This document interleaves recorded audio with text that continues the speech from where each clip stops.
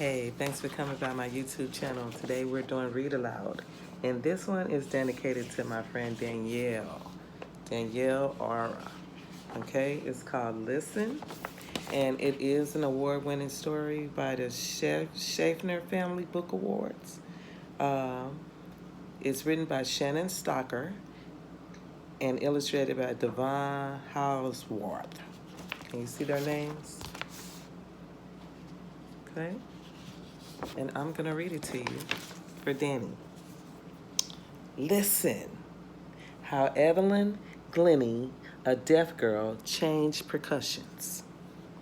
Written by Shannon Stocker, illustrated by Devon Houseworth.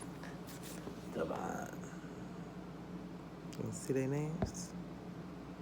Okay, this is some beautiful work, so I want you to be able to see it. They did a lot of artwork in the inside. That red is so stimulating. Okay? This is a story of music, of obstacles, of strength and hard work, of all you can accomplish when you dream. If you find your own way to listen.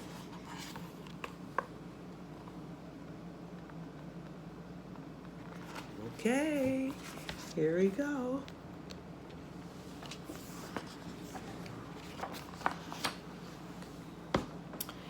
If your ears can't hear the drum, the strum, or the hum, or the thumb of a melody called music still swirling and whirling, it did for Evelyn Glennie. Listen. If your ears can't hear the strum, or the hum, or the thrum of a melody, can music still swirl and whirl? It did for Evelyn Glennie. Okay? That must be Evelyn. In the late 1960s, Scottish music rolled through the farm hills of, I'll let you see that. Aberdeenshire. See that? Scotland. Where Evelyn Glennie grew up. Her heart swelled when air blew from the bellows of her father's accordion on Christmas Eve. On Sundays, she sat on the organ bench next to her mother, and a curtain closed behind them, creating their own world of pipes and pedals. See her sitting with her mom? See the curtain?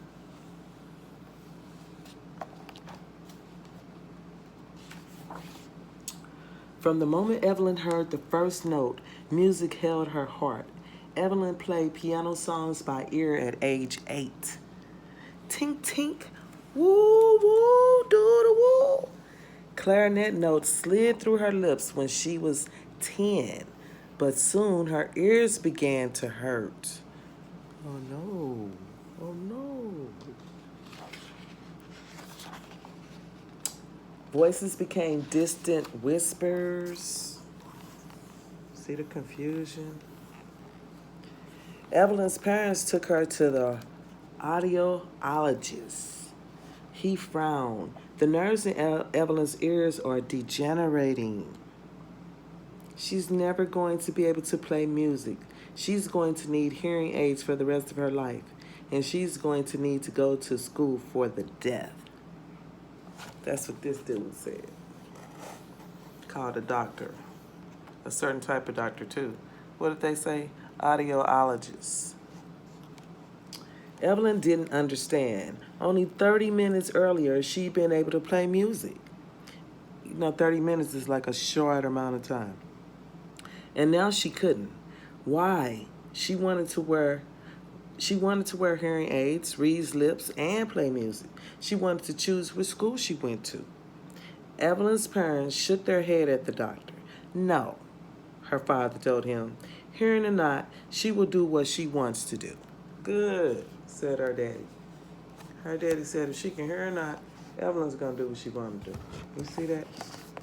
Right there. That's what daddy said. Good parenting. Let's see what happens next. After completing primary school at age 11, Evelyn decided to continue her traditional education at Elon's Academy, a secondary school. By this time, a ringing phone sounded like muffled crunches in her ears. Still, the percussions in the orchestra caught her attention. Rat-a-lat-tat, lat-a-lat. Dum da da la dum dum, bounced the marimba mallets. Bum wum bum, thrum the timpani sticks. Evelyn knew immediately, I want to be part of that. I want to do that, that.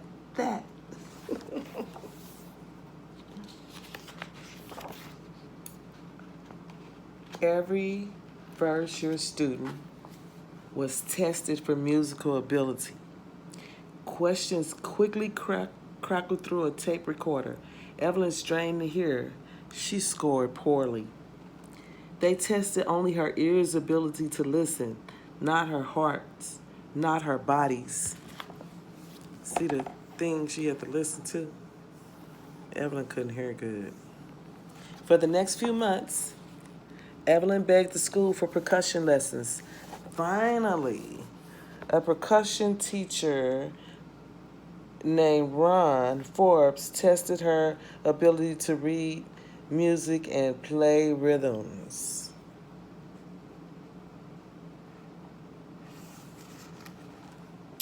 Thanks to years of piano lessons, she passed. Woo, woohoo!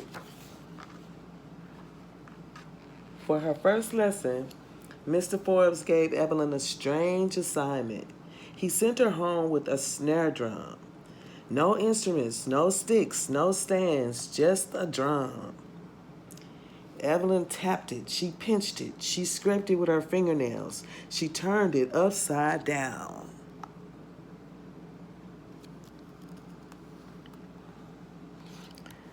She rubbed her jewelry on it. Every action created a different vibration. Oh, wow. She pinched it, she rubbed it, she kicked it. Evelyn wanted to know, didn't she? Oh. At her second lesson, Mr. Forbes asked, how'd you get on? I don't know, she admitted. She knew she lived on a farm. How does a tractor feel, he asked. Evelyn closed her eyes. She felt the light, tingling squeak of an old creaky tractor. She rolled onto the tip of her toes, and she played the old creaky tractor. Tick-a-tack, tick-a-tack, tick-a-tack, tick-a-tack. Then Evelyn felt the raucous roar of a brand new engine. She dug her heels into the floor, and she played the roar of a brand new engine.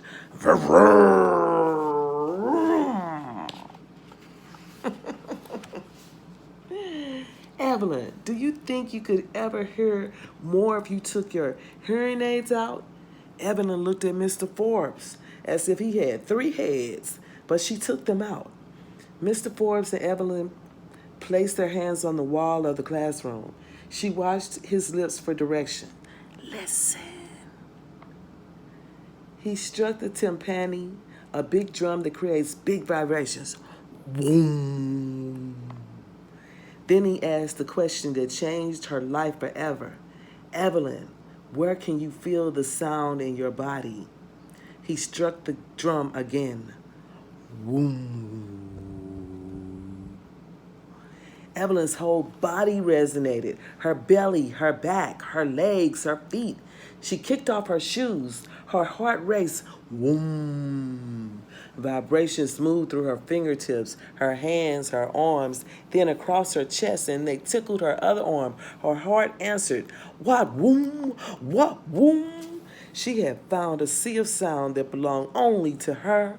In that moment, every other scene intensified as if Evelyn's whole body had become one giant ear.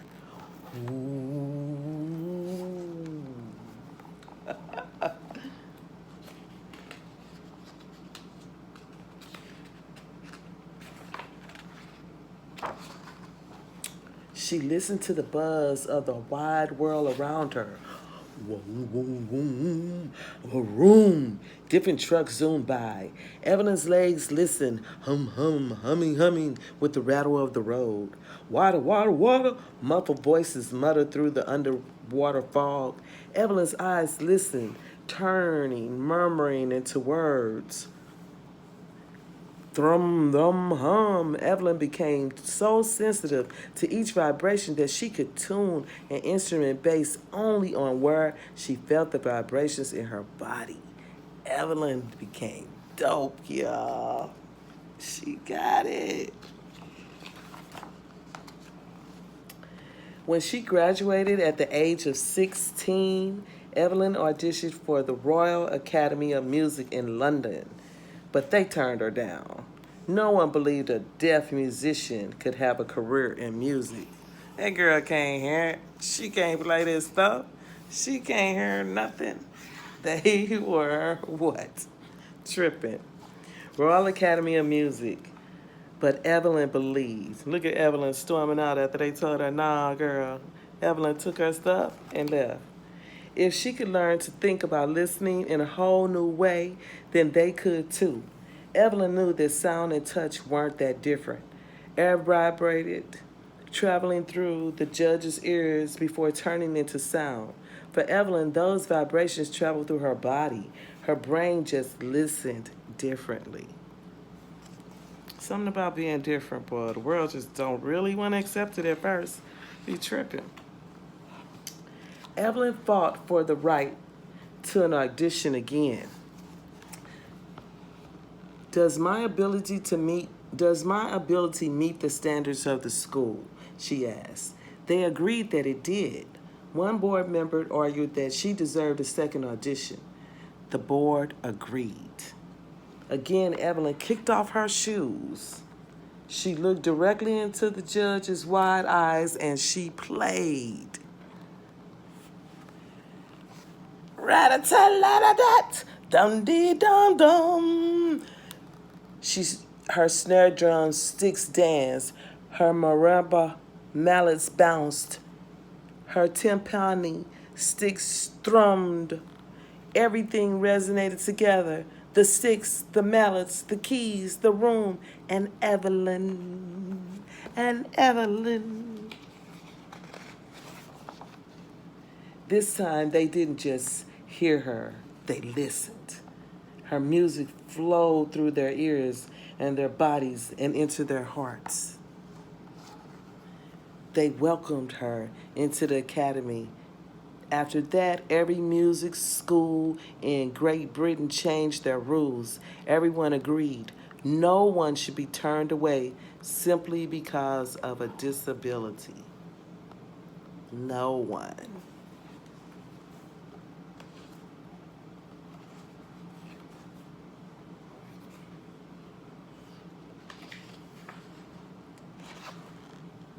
During her second year at the Royal Academy of Music, Evelyn entered a national percussion competition.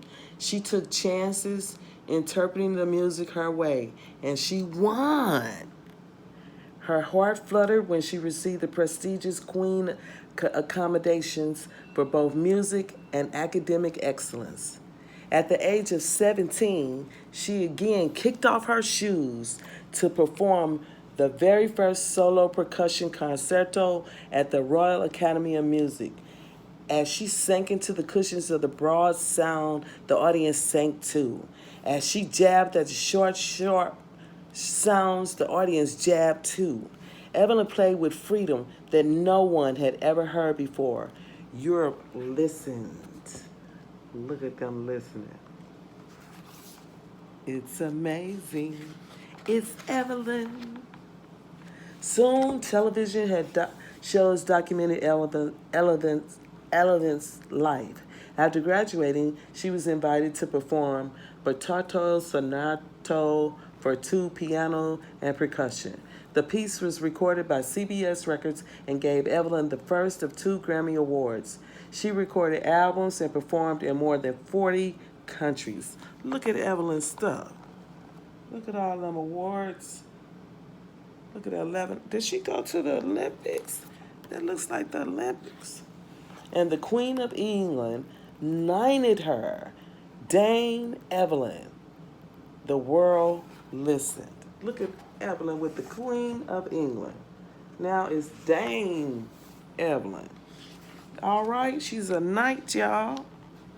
Look at Evelyn with all that music in her head, in her body. Evelyn remembered the audiologist who thought people could only hear with their ears. He was wrong. Losing my hearing, she said, made me a better listener.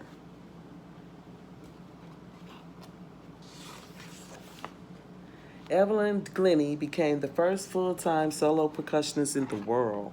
She owns nearly 3,000 instruments, all of which sing in her hands. Throughout her life, many people told her, no, you can't. But Evelyn always knew she could. And you can too. If only... Shh. Listen. There's Evelyn with a bunch of her instruments. Oh my goodness. Evelyn's quite impressive.